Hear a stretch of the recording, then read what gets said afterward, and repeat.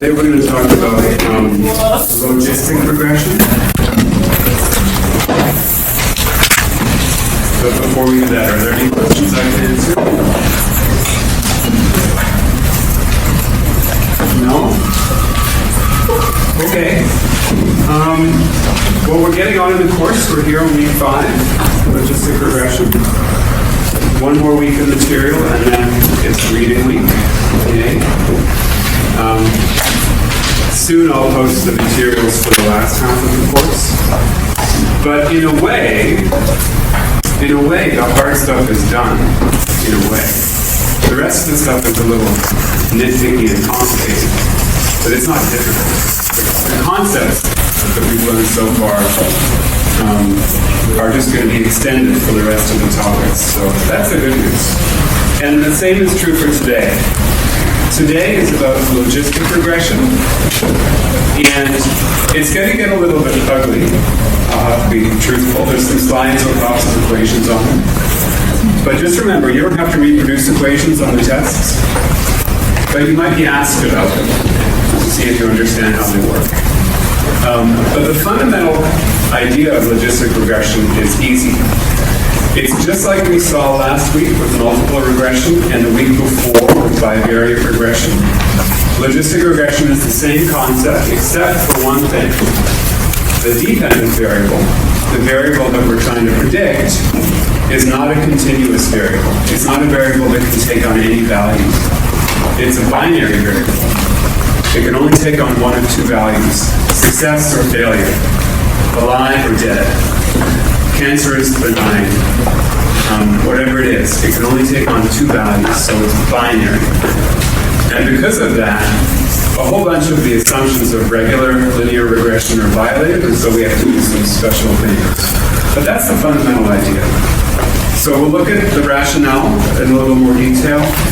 We'll talk about some probability concepts like odds versus probability, odds ratio.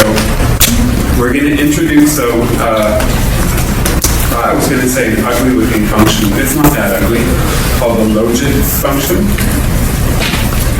And that will lead us to the logistic regression model equations, which look just like the linear regression equations, except the part on the left, the dependent variable, it's not just y anymore. It's something a bit more complicated. And then we'll see how to interpret the model coefficients, and we'll see how to do it in R. And we'll talk about assumptions. Okay, well, why don't we get started? So, we're going to use this data set as an example. It's a data set from 1847. It's actually true. So in 1846, these two families left Illinois for California by covered wagon. So they left here and they traveled west. They reached this place in Wyoming, Fort Bridger, and they were delayed by a difficult crossing in this mountain range, and they became stranded in the eastern Sierra Nevada mountains, where they were hit by heavy snow, and a whole bunch of them died. 41 of the 89 people died from famine and exposure to extreme cold. So that's unfortunate. So what if you wanted to know what were the characteristics of the people that died versus the people that survived? Did their sex or gender have an impact? What about age? What about other things? Can you predict who died and who didn't die based on some characteristics? And so we want to build a model to predict survival, which is binary, yes or no, alive, dead, based on some other variables like age or sex, for example. So you can get the data set. Here, you can click this little triangle. You can read _CSV from this URL, and it will read in that data set.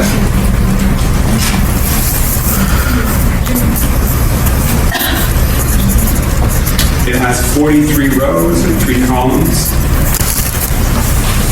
And it's data only for what they call adults, people who are over 15 years old. So we've excluded children from the data set just because it turns out that the model doesn't fit for children as well as it does for adults. So that's the data set we're going to deal with. And it has their age, their sex, and the status, died versus survived. So as a first step, we can think about generating some summary measures, some summary statistics. For example, we could just use group by and summarize to summarize how many people died versus survived if they were male or female. And we can get a nice table like that. We can plot those data as a bar plot if we wanted to visualize it in a different way. And we can see a few things pop out. For males, far more males died than survived. And for females, it was the reverse. Okay, interesting. We could plot age on the horizontal axis, which is a continuous variable. That's a variable that we're using to predict survival. And we can plot survival on the y-axis. Now, I've plotted it by jittering those points using random values. Really, survival is the dots should either align on this line or that line. The vertical deviations of those dots are just some random noise I've injected so that we can visualize them. And in ggplot, you do that with geom jitter instead of geom plot, geom point. So geom jitter is just like geom point, except it introduces some random jitter, just for visualization. So if we do that, if we plot age on the horizontal and survival on the vertical, we can see it, and we've sort of collapsed across sex here. We see kind of a general pattern that, of all the old people, not that old, but I guess back then it was old, the oldest people all died, down to around, I don't know what that is, 45, 46. Everyone above 46 died.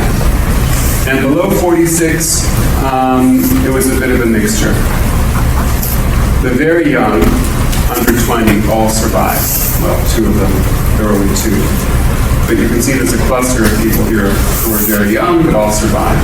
So there seems to be a dependency of survival on age.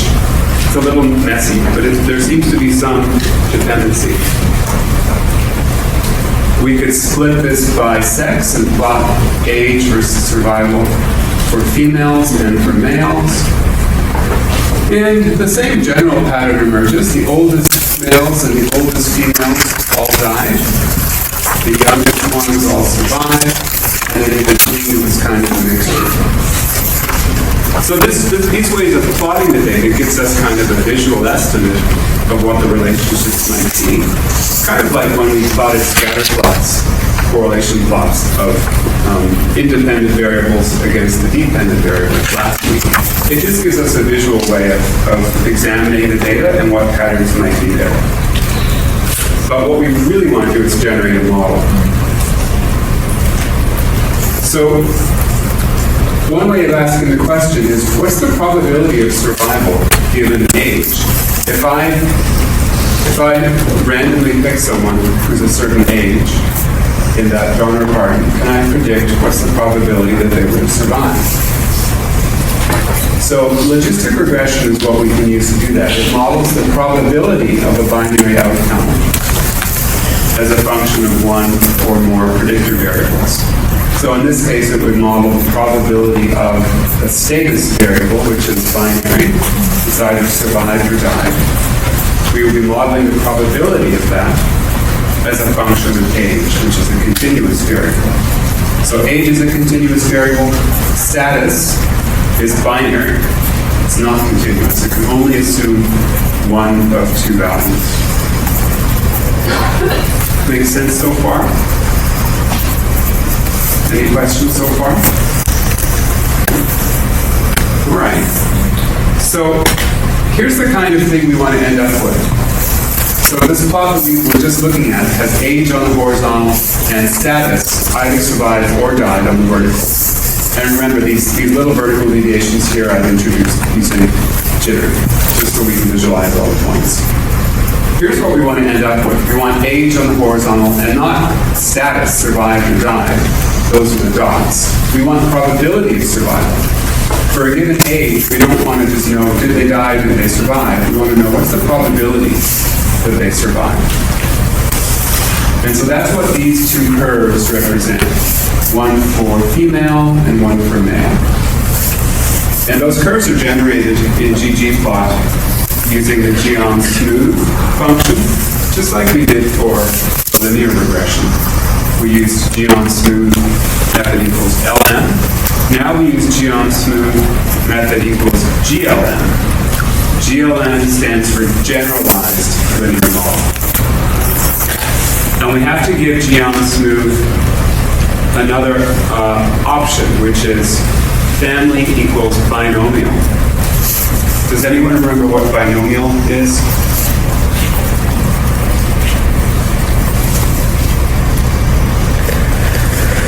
Is it related to the probability of success or failure? The probability of success or failure? It is related to that. Yeah, the binomial is a distribution, just like the normal distribution is a distribution.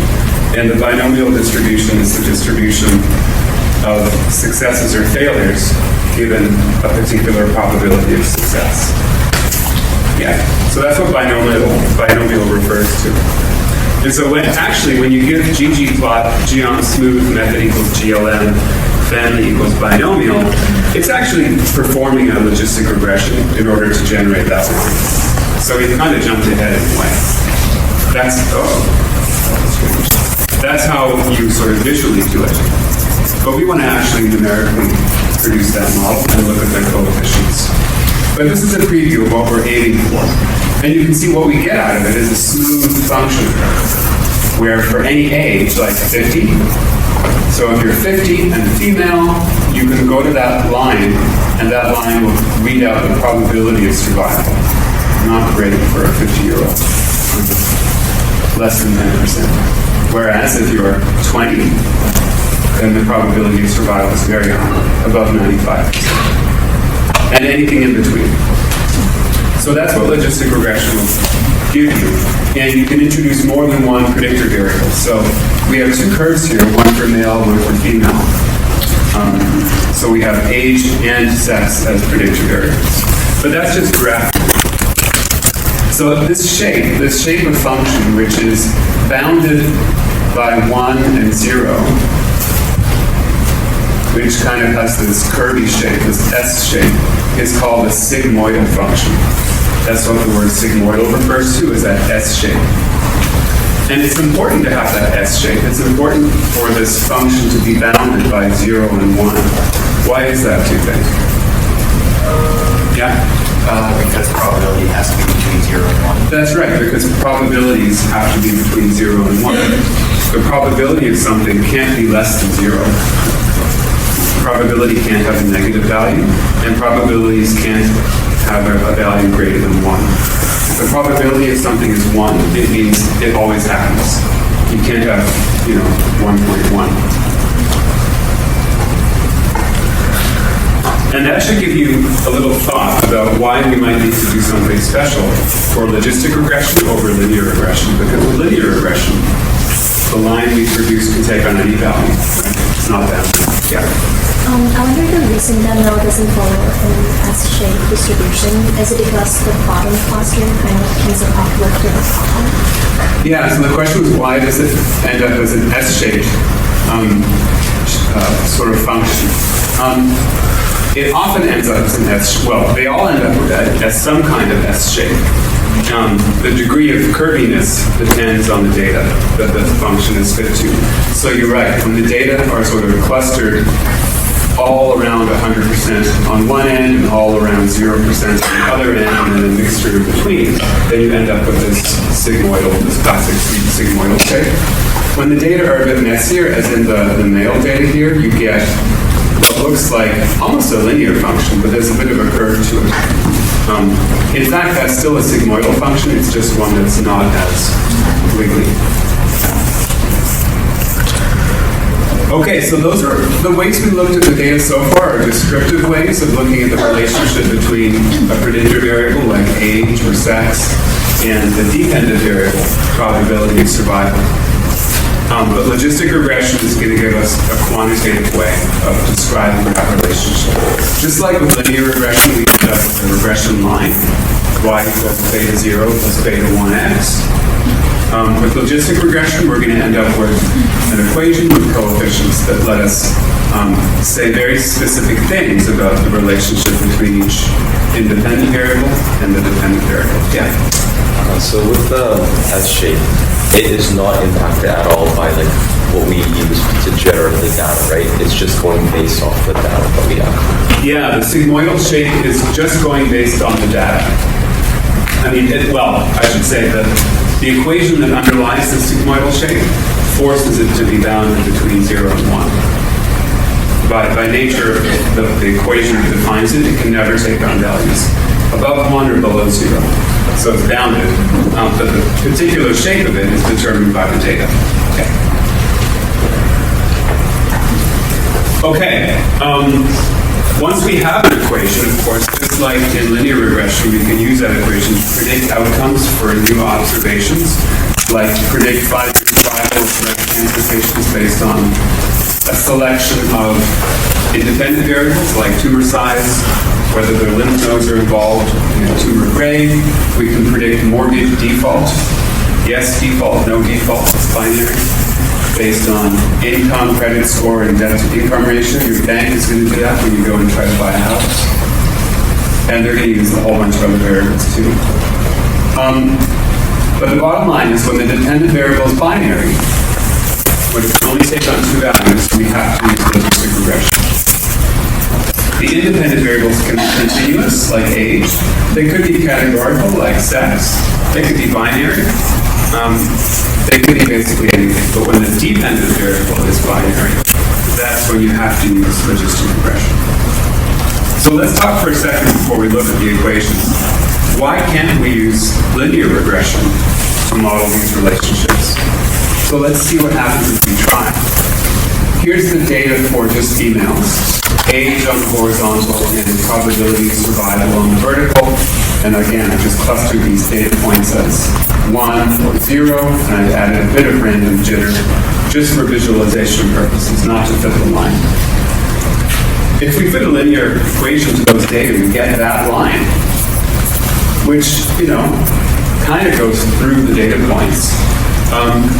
But we immediately see one big problem is the line extends above 1 and below 0.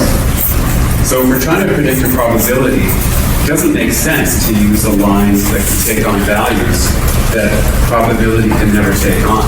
It just doesn't make any sense. Now, you could think about truncating the line.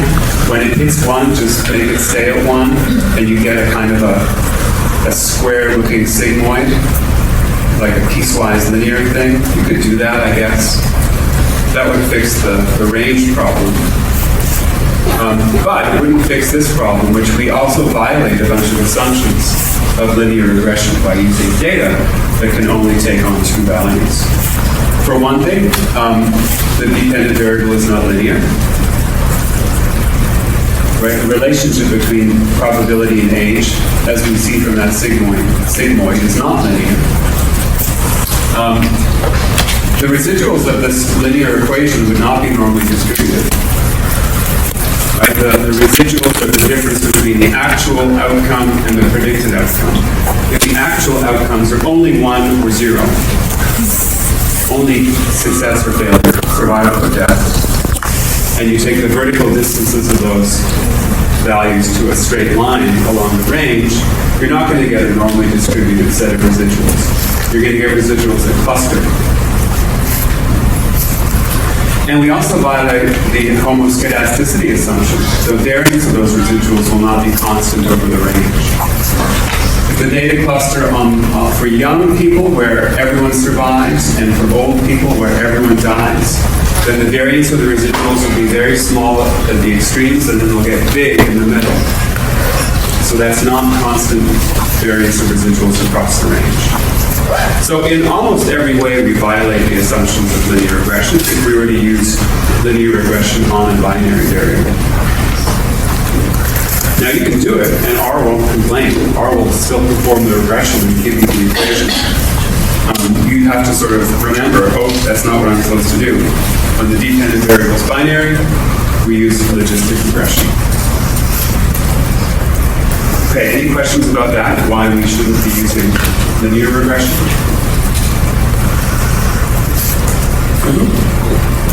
Isn't it also just that if we use a linear regression, it just doesn't even look like it would give us any meaningful data?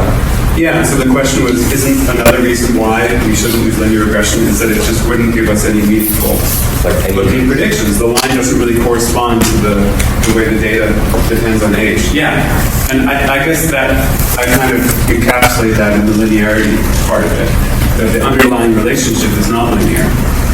And so if we use a linear model to try to represent it, we're not getting a good representation. Yeah.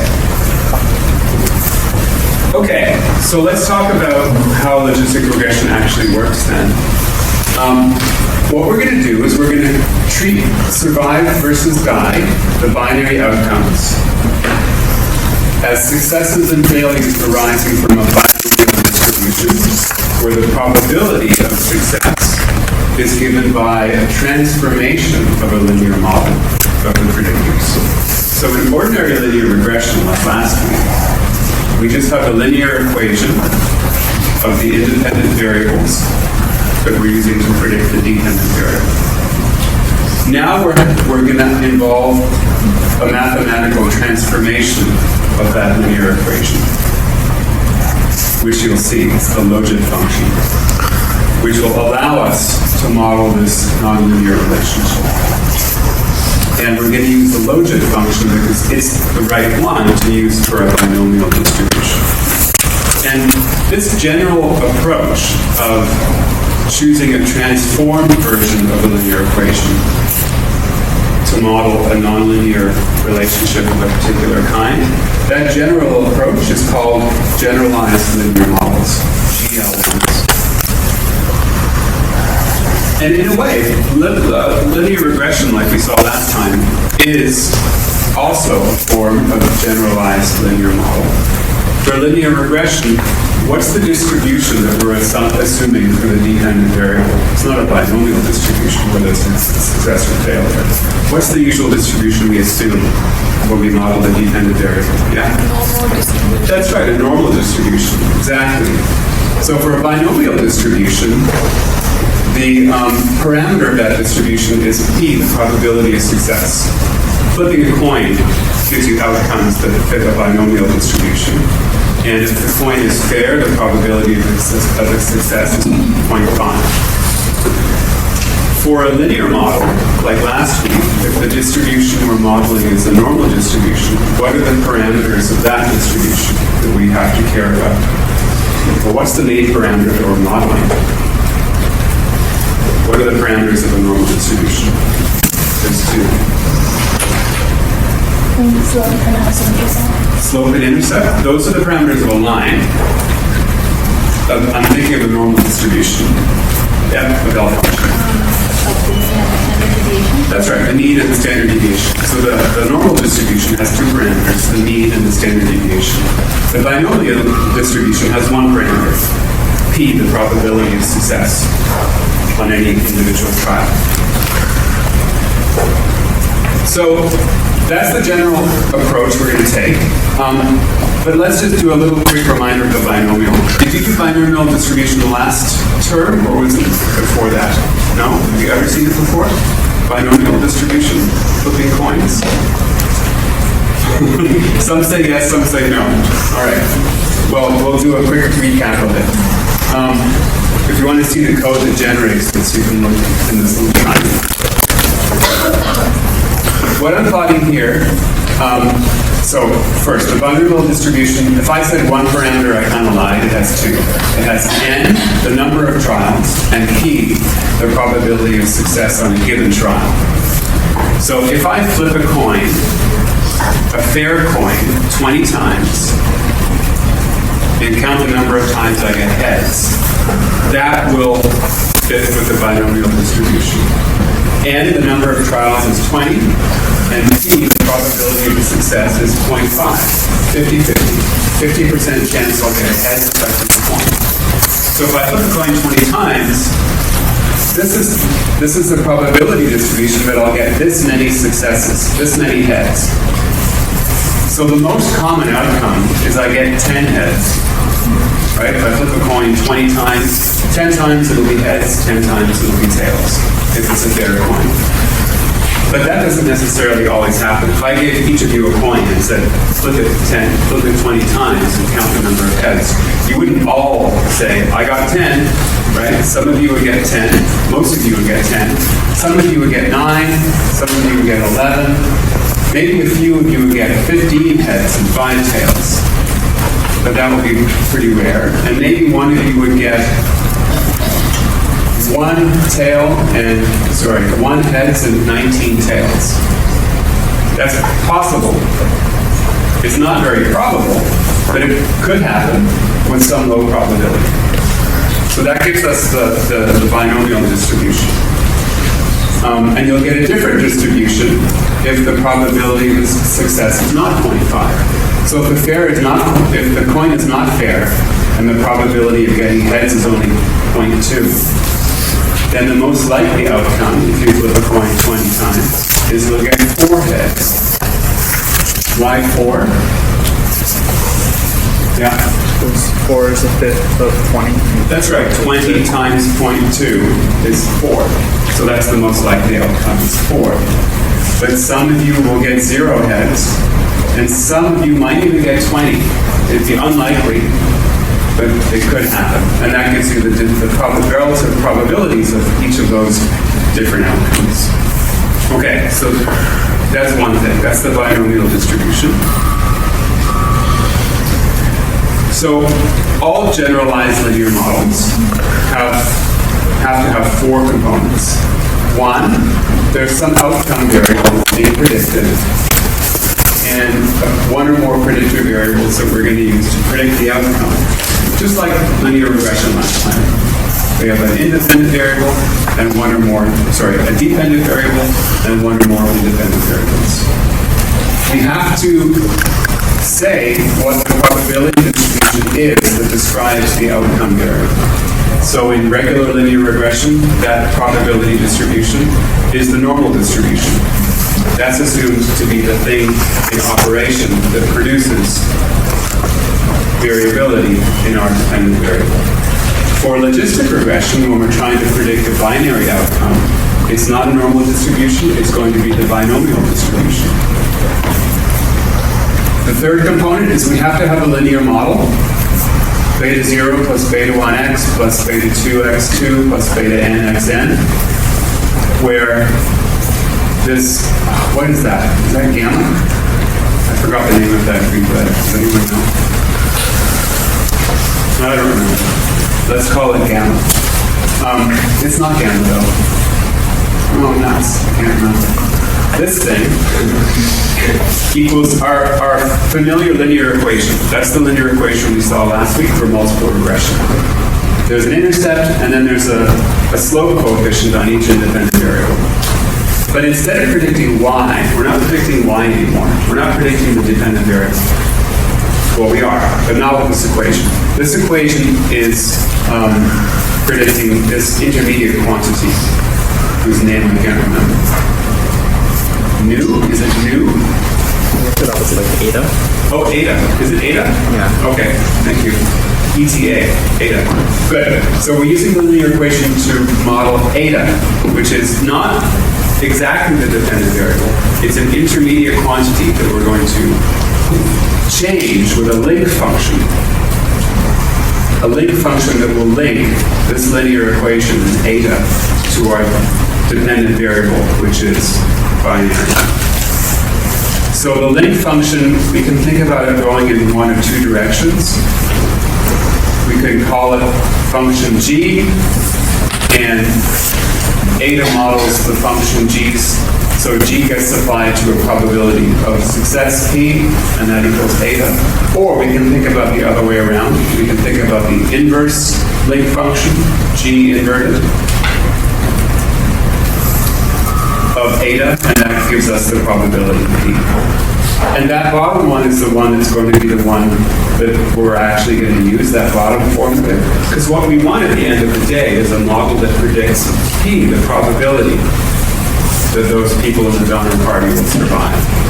We don't want to predict eta, right? Eta is an intermediate variable that we're going to use. We actually want to predict the probability of that binomial distribution P. Okay? So we have our dependent and independent variables. We've decided it's a binary outcome, so it's a binomial distribution. The binomial distribution has one parameter, P, well, and the number of trials, but mainly P. And so that's what we want to predict. But we're not going to use the linear equation directly to predict P. If we did that, it would be like what I showed before, using a straight line to fit the data. It would not be appropriate. So we're going to pass that linear equation, which is represented by eta, through this link function. And that will give us the sigmoidal shape. Okay, it looks complicated, but it's really, the only thing that's changed since linear regression is that the distribution is not normal anymore, and that we have to use this link function applied to the linear equation. So, logistic regression is a particular form of generalized linear models where the distribution that we're using to model the outcome variable is binomial, and the link function we're going to use is called the logit function. So for our donor party data, the outcome variable is survived or died, so it's binary. The predicted variable is continuous. Let's use age. And P, the probability of success, i.e. survival, is the parameter of the binomial distribution that we're interested in modeling. For regular linear regression, where the dependent variable is a normal distribution, the parameter that we're interested in modeling is the mean of that distribution. For a binomial, we're interested in modeling the parameter of that binomial, which is P, the probability of success, survival. Okay, here is what the logit function looks like. So we have our linear model, beta 0 plus beta 1 times age. And we're using that and calling it eta. The logit function looks like this. Logit of P, probability, is equal to logarithm. They're back. Remember logarithms? Someone probably told you in high school they'd come back to haunt you, and now they are. So the logit function is a function of probability, and it's equal to logarithm of probability divided by 1 minus probability. That's it. Log of P over 1 minus P. And that is what we're going to use to model eta. But we're not interested in modeling eta, we're interested in modeling P. And we'll get to that in a second. So that's what we end up with. Log P over 1 minus P is equal to beta 0 plus beta 1 times age. So we're using a linear equation to model log P over 1 minus P. So we're almost there. We're not interested in predicting log P over 1 minus P. We're interested in predicting P, probability, right? So we have to do something to this to solve for P. We have to use the inverse log function, logit function. And that's called the logistic function. So the logistic function is that S-shaped curve that we saw before, and it maps continuous values from minus infinity to infinity to the interval 0 and 1. So no matter how small x is, it never goes below 0, and no matter how big it is, it never goes above 1. And in between, it has this sigmoidal shape. The position of that middle point can vary, and the steepness of that curve could vary as well. This is what the logistic function looks like. it's a function of x, and it equals 1 over 1 plus e to the power of minus k times x minus x0. X is just x, x0 turns out to be this midpoint, and k is the parameter that determines the slope, the steepness of that logistic. Does everyone remember what e is?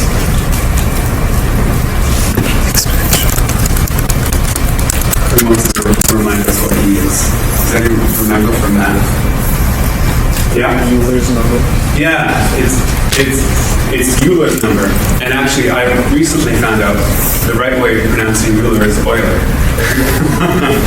Because it's German or Austrian, I forget. But yeah, it's Euler's number. It's a constant. It's a mathematical constant like pi. What is it equal to? Do you remember? No, I don't know. 2.718 something. Yeah, it's a number kind of like pi that has very special significance in math that allows you to do all sorts of things. So e to the power of that quantity. So that's the logistic function, and it gives us that S shape. And so now let's combine what we saw before with that logistic. So log of p over 1 minus p is that linear equation. If we just do algebra and solve for p, we get p is equal to e to the power of the linear equation divided by 1 plus e to the power of that linear equation. So that's it. That's the logistic regression model that we're going to end up with. Instead of y equals beta 0 plus beta 1 x, now we have p equals e to the power of beta 0 plus beta 1x over 1 plus e to the power of beta 0 plus beta 1x. So like I said at the beginning, it's a little bit ugly, but all the components you've seen before. And the reason it has to take on that slightly ugly form is to end up with that sigmoidal shape model. So really, you can sort of wake up tomorrow and forget all this stuff. It's really that matters at the end of the day. That's the logistic regression model. Maybe you remember that top one as well. These two are the same thing. This is the version of this where we solve for p. Yeah. Do GLMs apply to stuff like maybe, I don't know, trinomial stuff? Like, for example, what if we want to see survived versus injured versus dead? Yeah, so the question was, can we use GLMs to model things like trinomials, where maybe it's survived or died or injured? So it's something they can take on three values. And the general answer is yes, you can use them to do anything you want, basically anything. As long as you can name the distribution of the outcome variable and you can come up with an appropriate link function, then you can use GLMs to model basically any relationship. So the link function is dependent on the type? Yeah, the link function is dependent on the distribution that you're using to assume for the dependent variable. That's right. Yeah, so the link function for a Gaussian is basically nothing. You don't need one. The link function for a binomial is a logit or a logistic. And the link function for other distributions is other stuff, or other functions. Yeah. Yeah, so that's kind of a cookbook. Yeah. So actually going off that point, in the case that with logistic regressions, what we've been talking so far is a lot to do with the binomial distribution and like the probability, right? Yeah. And we know the p-value is a probability for being statistically significant or not, right? Yeah. Is there any way, or has anyone ever found a way to potentially represent a GLM for statistically significant or not? Oh, I see. So the question, yeah, it's a bit of a roundabout question, but it's kind of cool. Yeah, you sort of notice that we're using p here as the probability of our outcome variable, but we've also been using p to denote the p-value of a statistical test, like whether it's significant or not. And so the question was, has anyone used GLMs to model the p-value of a statistical test, essentially? Yeah, I don't know. That's an interesting question. Yeah, I'm not sure. Yeah, I'm not sure. But it's true, I should have pointed that out. The first part of your question, which is the p we're talking about here, is not the same as the p-value of a statistical test. Here we're using p to denote the probability of survival for our dependent variable.